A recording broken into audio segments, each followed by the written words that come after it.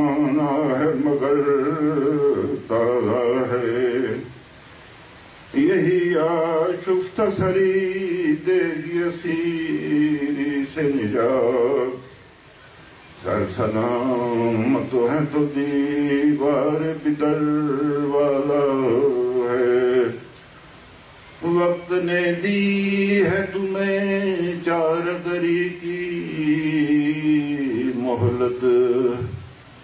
یہ ملت اسلامیہ پاکستان کے لیے ہے، ان کے حکمرانوں کے لیے، افواج پاکستان کے لیے میں شعر پڑھنا چاہتا ہوں۔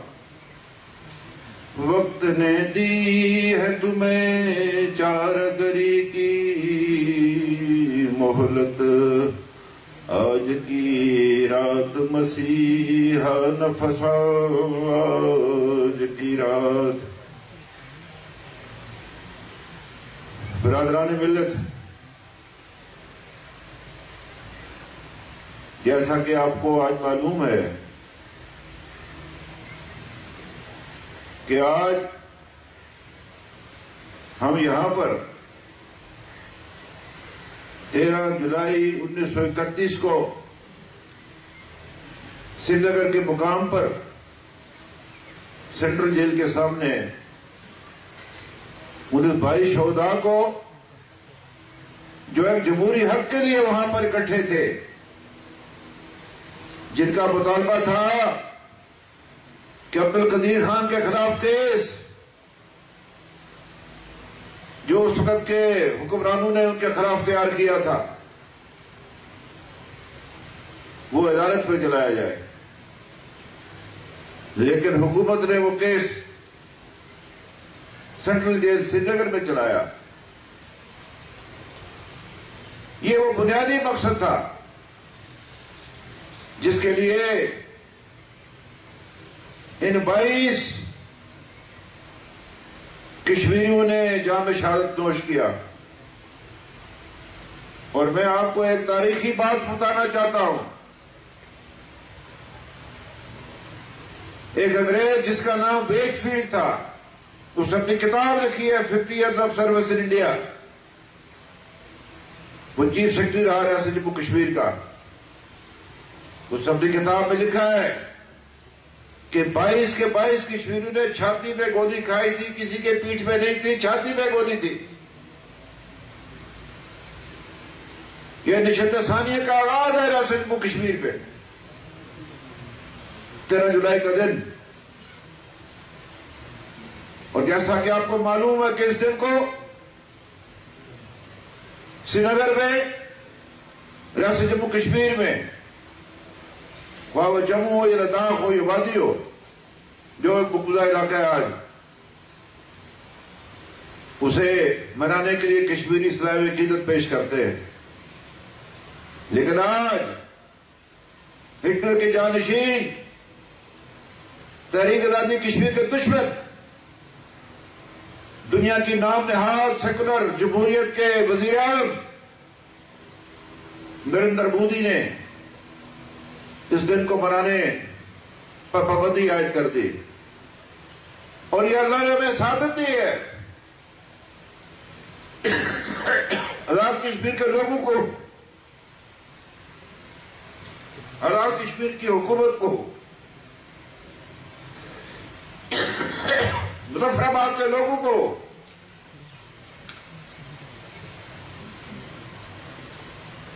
کہ وہ دن از خود کھینچتا ہوا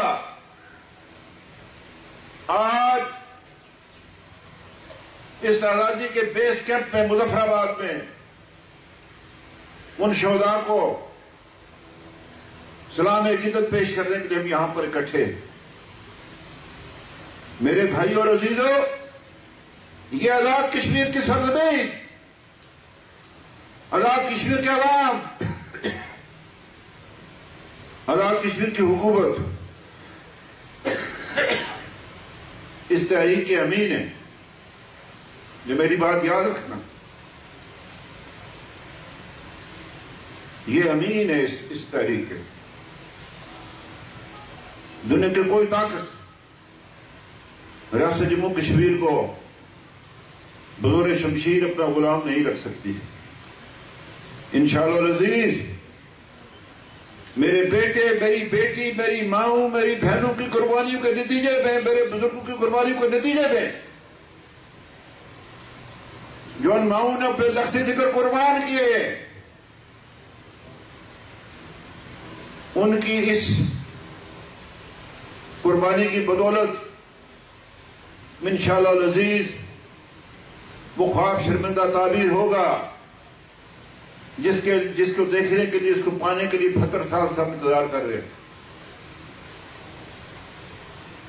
اس تحریک کے نتیجے میں 14، 15، 16 اکتوبر سری نگر پتھر مسجد میں ریاست جموں کشمیر کے عوام کی نمائندہ تنظیم پہلی قائم شدہ اور جموں کشمیر مسلم کانفرنس کا قیام ہم نے بتایا گیا. اور سال 44 میں جب بانی پاکستان حضرت قائد اعظم محمد علی جناح براستہ سیالکوٹ صبح جموں میں داخل ہوئے اور واپسی پر اسی مظفر آباد کے راستے جس سڑک سے آپ پنڈی کا سفر کرتے، اسلام آباد کا سفر کرتے، یہیں سے قائد اعظم تشریف لے گئے اور انہوں نے مظفر آباد 1 یا 2 رات قیام بھی کیا. یہاں پر اپنی بہن مادر ملت محترمہ فاطمہ جناح کے ہمراہ ہم نے وہ رشتہ کسی پاکستان کے حکمران کے ساتھ قائم نہیں کیا. کسی حکمران کو اگر غلط فہمی تو دماغ سے نکال دے. ہم نے یہ رشتہ بانی پاکستان حضرت قائد اعظم محمد علی جناح کے ساتھ قائم کیا تھا سال 44 میں جون میں سری نگر. اور انشاءاللہ تعالی جو عہد قائد اعظم نے ہمارے ساتھ کیا تھا، یہاں نے جو کیا تھا، ہم آج بھی اپنا فرض ادا کر رہے ہیں.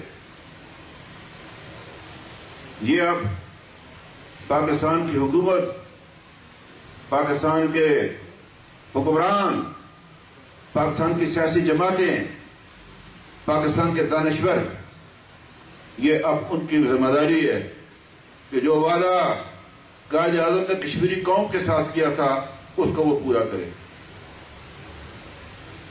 بدقسمتی کے ساتھ وطن عزیز پاکستان میں کی سیاسی افراتفری بھی ہے، لیکن ایک بات کی خوشی ہے کہ اس مسئلے پر پوری قوم اکٹھی ہے، کوئی اس میں کوئی اختلاف نہیں آپس میں. تو میرے بھائیوں اور میرے عزیزوں، آپ سے میں کہنا چاہتا ہوں، ہندوستان کے عزائم اس آزاد خطے کے بارے میں ٹھیک نہیں ہے. اس کی فوج کو جو مار پڑی ہے لداخ میں چینی فوج کے ہاتھوں، اس کی بنا پر مودی نے جو ایک انتہا پسند الیکٹوریٹ ہندوستان کے اندر قائم کیا ہے، اس بزدل جو ان کا لیڈر ہے، اس کی خوشنودی کے لیے وہ شاید پاکستان کو چین سے کم طاقت سمجھتے ہوئے آزاد کشمیر کی اس مقدس خطے پر فوج کشی کی کوشش کرے گا. وہ بہانے تلاش کر رہا ہے، لیکن میں اسے بتانا چاہتا ہوں کہ افواج پاکستان اللہ کے فضل و کرم سے پوری طرح تیار ہے. مودی پوری طرح تیار ہے. تم نے ایک جگہ سے گھسنے کی کوشش کی، ہم درجنوں جگہ سے انشاءاللہ تیرے اندر گھسیں گے. اور اپنی افواج کو یقین دلاتا ہوں کہ آزاد کشمیر کے مرد و زن، بچے اور بوڑھے آپ کے ساتھ ہوں گے، بشمول میرے، بشمول آپ کے. اور انشاءاللہ العزیز ہندوستان کی افواج کو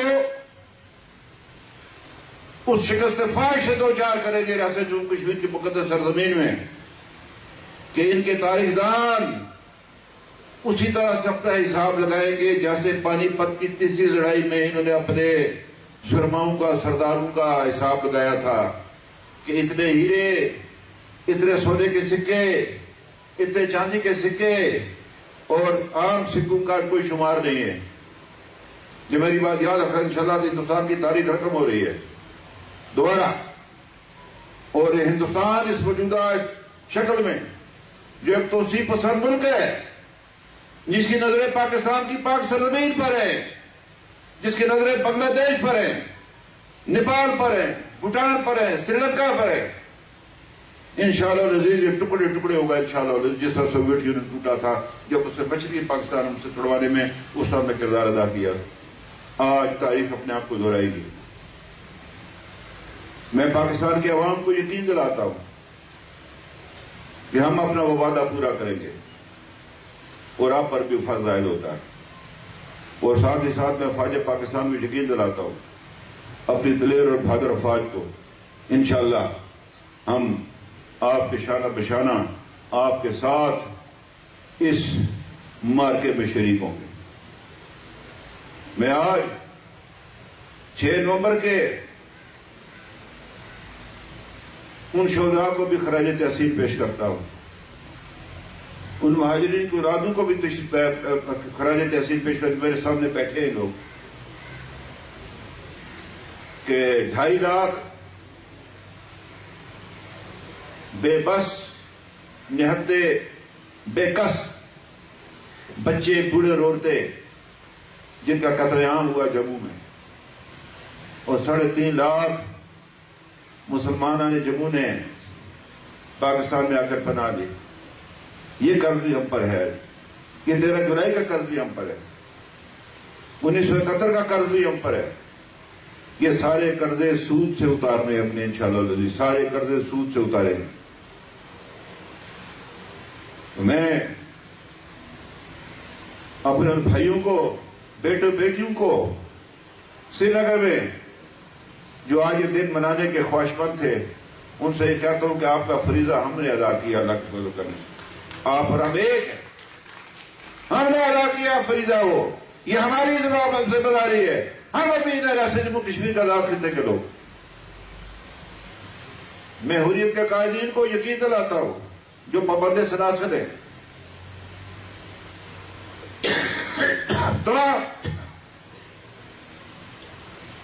جو ناجائز طور پر غیر ملک ہندوستان میں قید ہے. میں یاسین ملک صاحب کو، میں دیگر اپنے بھائیوں کو طویل فہرست ہے.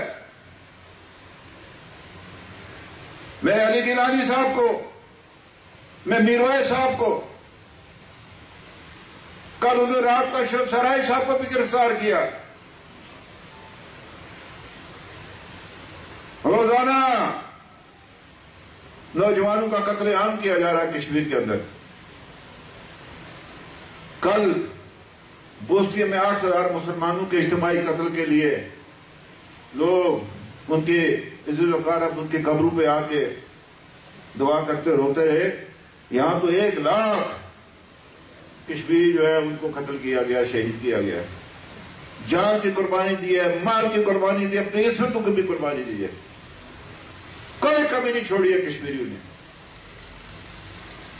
بہرحال ہم اللہ تعالیٰ سے دعا کرتے ہیں کہ یا اللہ 13 جولائی 1931 کو جو 22 افراد جو شہید ہوئے ان کے درجات کو بلند کر دو. تو نے خود وعدہ کیا شہداء کے ساتھ. تیرا اپنا وعدہ ہے، کسی اور کا وعدہ نہیں ہے، تیرے رسول کا وعدہ ہے. اور اس کے تسلسل میں آج تک جو قربانیاں دی جا رہی ہے یا اللہ ان قربانیوں کو قبول فرما اپنے دربار میں. جو میرے بچے نوجوان، میری بیٹیاں، میرے بیٹے جو آج اس جدوجہد کا پرچم کا سر بلند کیے ہوئے، یا اللہ ان کی حفاظت فرما، انہیں مزید استقلال دے، انہیں قوت و استقامت دے کہ وہ اس سفر کو جاری رکھ سکے. اس میں کوئی شک نہیں کہ شدید دباؤ ہے کشمیر کے اندر. خدا آپ سے کہتا ہوں کہ یہ عصر جدید کا، دور جدید کا ہٹلر، ہندوستان کا وزیر اعظم، کشمیر کی حیثیت کو تبدیل کرنا چاہتا ہے. بھر بھر کر بسوں سے جو ہے وہ کشمیر کو لایا جا رہا ہے لوگوں کو.